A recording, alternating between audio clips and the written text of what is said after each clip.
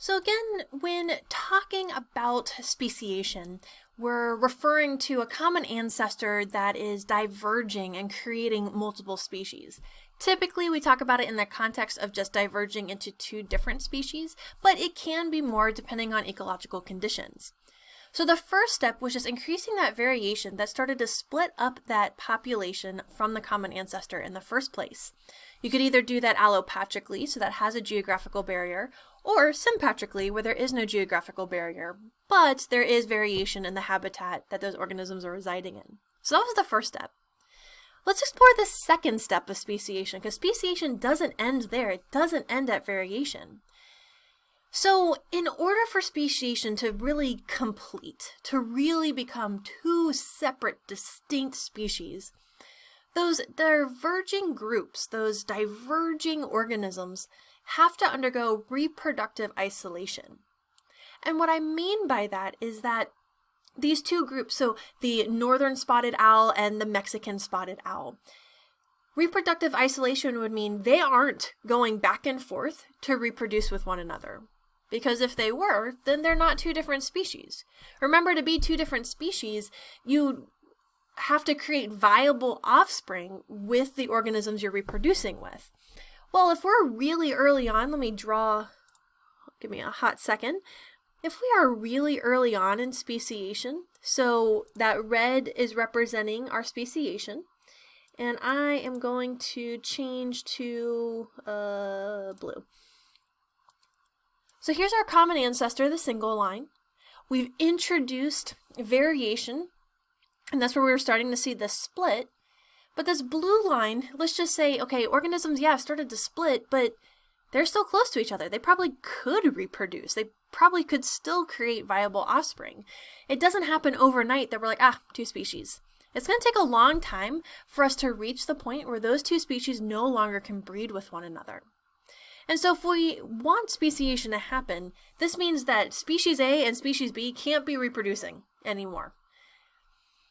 Again, scientific construct. Nature doesn't care. But this is the steps that we've created to kind of outline what's happening for speciation to happen. There's a couple ways that we can introduce reproductive isolation. And I say we introduce. While this is happening in nature, a lot of the things we'll talk about are things that we as scientists could induce in the lab as well. So we have two general ways that we can create reproductive isolation. I'm going to talk about them briefly here, and then we're going to explore more examples. So one way to isolate is through pre-zygotic barriers. So let's take a look at that word. Pre means before, and zygotic is referring to a zygote. As a reminder, a zygote is what's formed when sperm meets egg. So when sperm inseminates egg, we now have a zygote. So a pre-zygotic barrier is essentially some sort of barrier that prevents egg and sperm from ever meeting.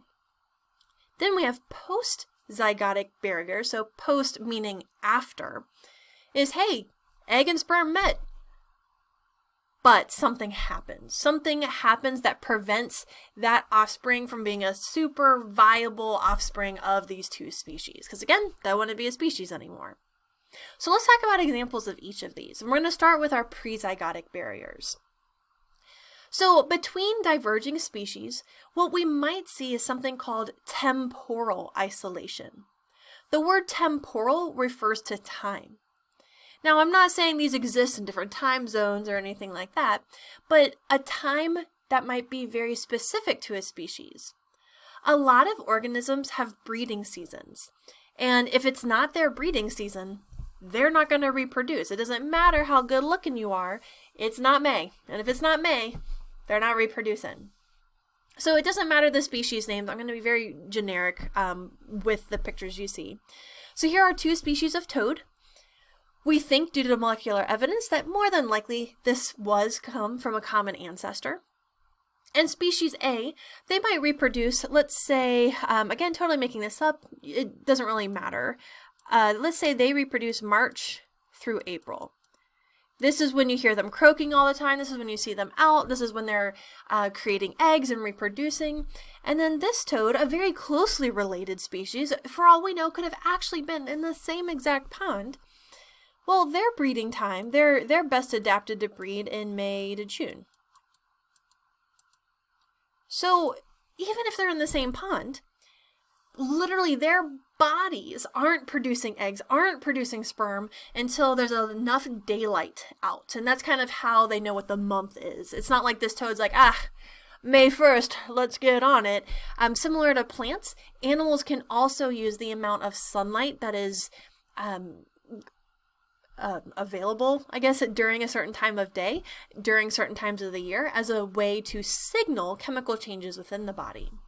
So toad A, they're reproducing in March through April. This is when they're getting it on.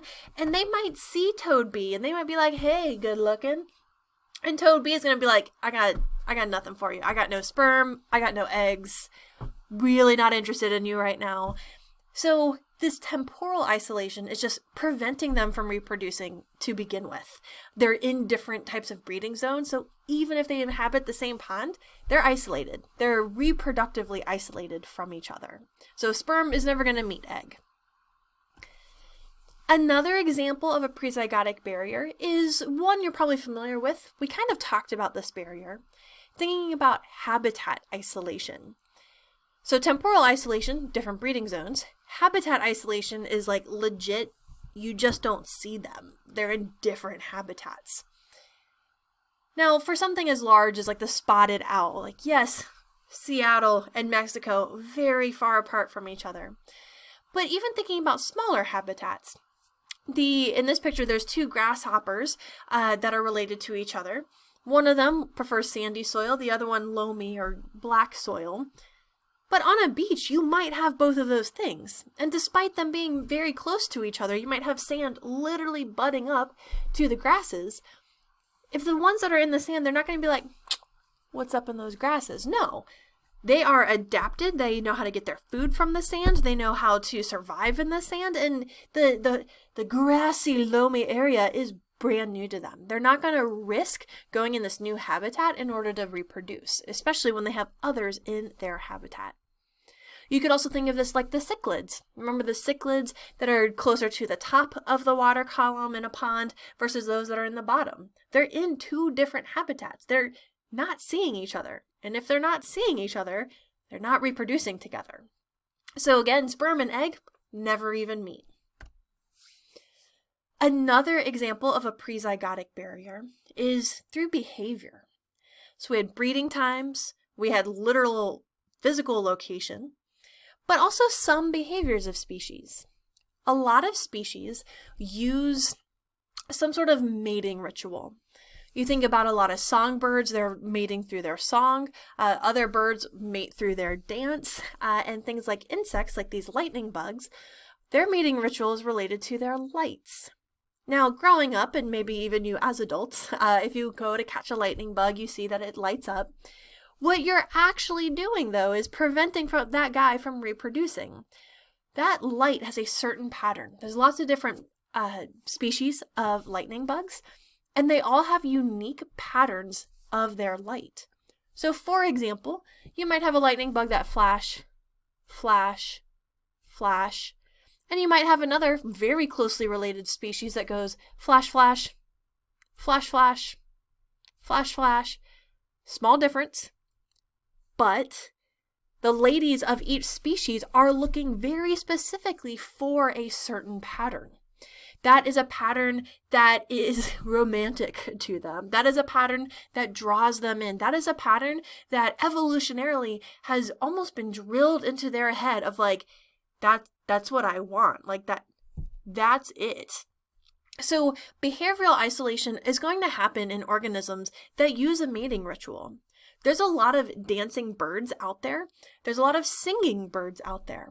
And if your song doesn't sound right, aka it's a different species, you don't want to breed with that. You're like, that sucks. Like you just don't even want to listen to it. So we have behavioral isolation. The last one we'll talk about of our pre-zygotic barriers is called a mechanical barrier. And a mechanical barrier is thinking about the pieces. So thinking about penises and vaginas, the pieces just don't fit. So there's literally no way for that sperm to reach that egg. You could be in the same habitat.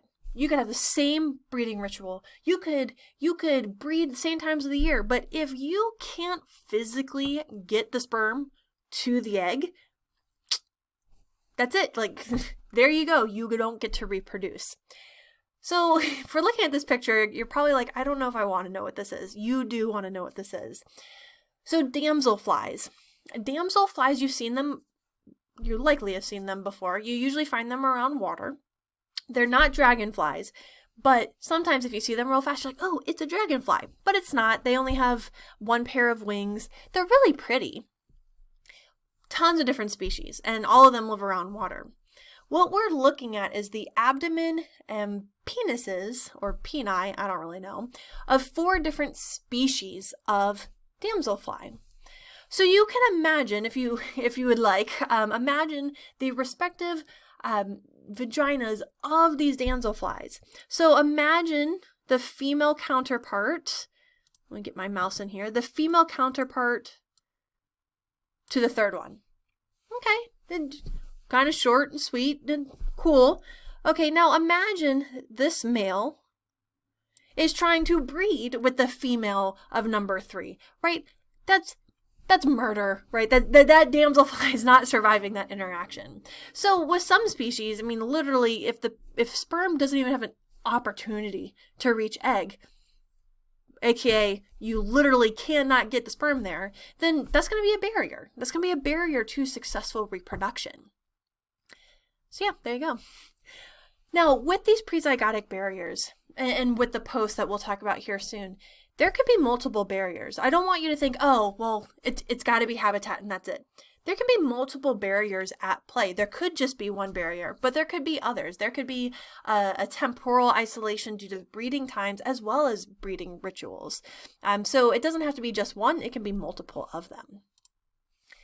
Now let's talk about our post-zygotic barriers. There's not that many of them because, I mean, egg is met sperm, but so much that can happen next. So there could be a gametic barrier, and what a gametic barrier is that these organisms, the egg and the sperm met, and they created a zygote, but that zygote didn't develop a lot. Maybe it did a couple cell divisions, maybe it didn't, but it's essentially a miscarriage, that egg does not continue to develop. That embryo doesn't continue to an offspring. This usually happens because of chromosomal mismatch. So chromosome 1 has whatever, it has genes A, B, and C. But on this other species, chromosome 1 only has the genes for A and C. B is on a completely different chromosome. And when you have those chromosomal abnormalities and mismatches, that's why the egg just can't survive. It's very similar in humans too. People have miscarriages all the time. A lot of women have miscarriages and they don't even know it because it's so early on, like within the first couple cell divisions. And a lot of it could just be because meiosis went wrong, that we have extra copies of chromosomes, that chromosomes got cut up wrong. So this is pretty common.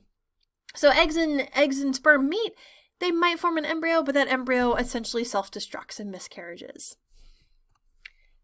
And then the last one, I don't have a fancy barrier name for you. It's, let's say, okay, egg, sperm, they do come together.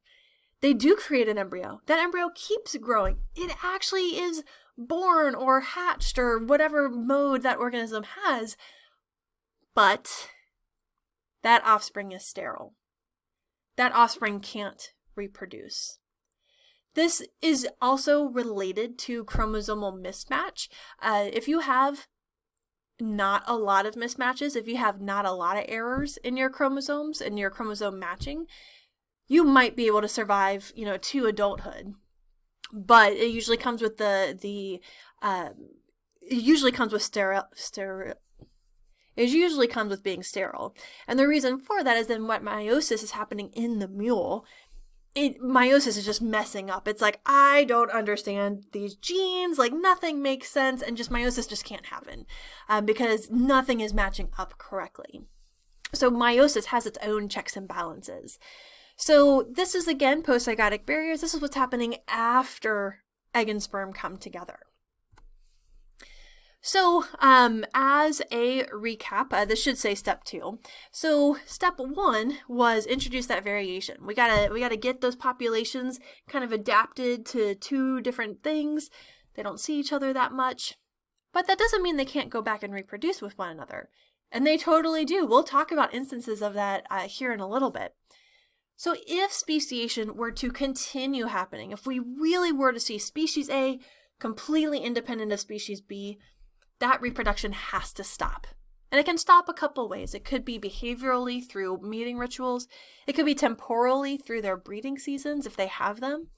It could be also things, well, sperm and egg have met, but because of just the chromosomes and the genes being so different from one another, yeah, they're not creating an embryo. That embryo self-destructs. So there's a lot of different ways that we can stop that reproduction in order for speciation to continue. But again, nature doesn't care that this is our steps. This is just what we as scientists are saying, hey, in order for us to get a polar bear and a grizzly bear, like these are the things that happened.